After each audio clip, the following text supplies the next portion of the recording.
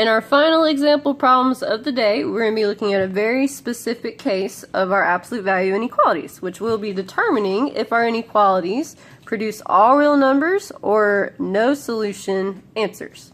So these are very specific cases that you always need to be on the lookout for. And just as a refresher from the Prezi, if you get absolute values greater than a negative, since absolute value turns everything into a positive number, anything will work. So your answer will be all real numbers, which this could be a not equal to inequality or an equal to. Doesn't matter. Alright, and on this side, if you either get absolute value is less than 0, or if absolute value is less than a negative, your answer is no solution. Okay, and these also could be equal to as well. Because the reason why this doesn't make sense, if you put any value in here, it turns it positive. So a positive is less than 0, and a positive is never less than 0, and a positive is never less than a negative. So it doesn't really make sense. So your answer is no solution. So let's continue on. Now the only case that's a little funny, if this is an equal to, and technically if you have 0 in here, 0 can equal 0. So you would have to say that your answer can't include 0. X cannot be 0. But I will most likely never include that scenario because that's very nitpicky. So basically, if you see less than 0 or less than a negative, your answer is no solution. So let's continue on. So we're on the lookout for all real numbers, and we're on the lookout for no solution. So we solve these just like we did in the other problem. Now, when you are solving these, you only have to isolate absolute value, because once you get absolute value by itself, you can determine your answer. So we don't even have to really solve very far. As soon as we get absolute value by itself, bam, we will know our answer. So let's get going. So on our first one, we have to move everything over that's not in absolute value. So everything in front of absolute value and behind, we must move to the other side. So those will be my numbers in blue. So here, first thing, we're going to move our positive 7 to the other side. The opposite of positive 7 is a negative 7. So I'm going to subtract that bad boy on both sides. 7 minus 7 will give me a 0, so it cancels out. And 3 minus 7 gives me a negative 4. So currently, my final answer is 2. Absolute value of x minus 3 is less than negative 4.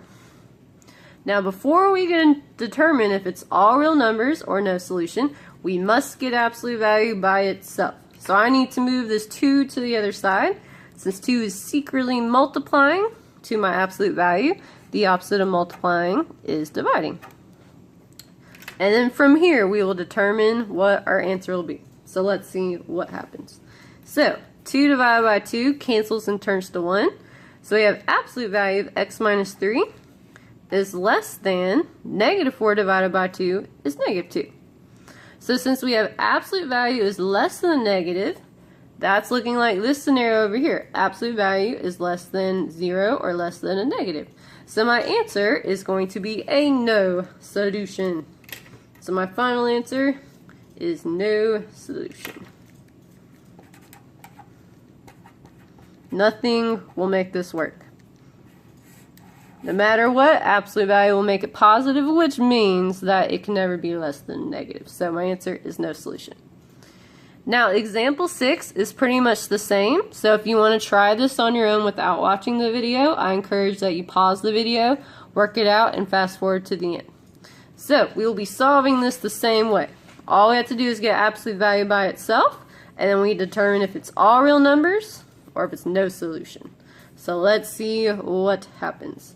So everything that is in front or behind absolute value must be moved to the other side, which is my 1/5 and my positive 2. So I'm left with my x plus 8, my greater than or equal to 1.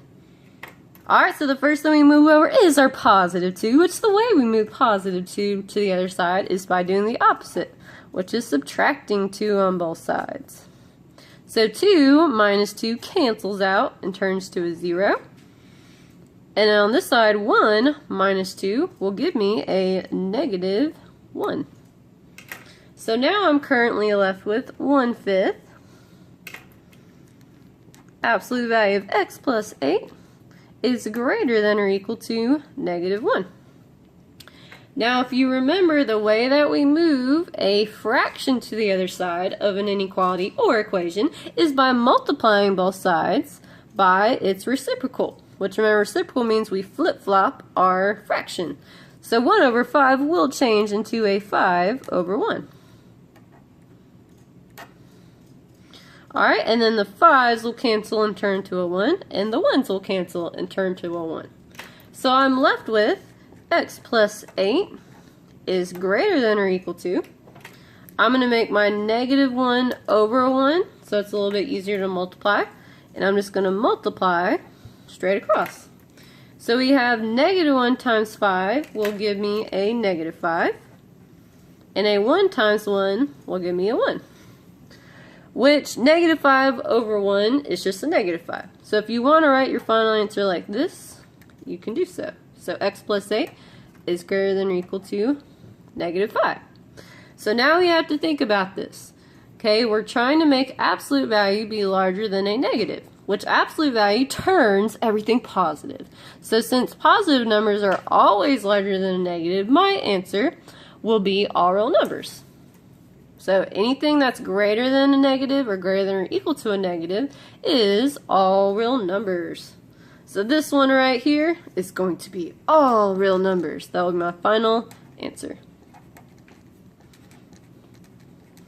So these are two very special cases. So if you ever see this happen, you have to remember that these are no solution in all real number cases.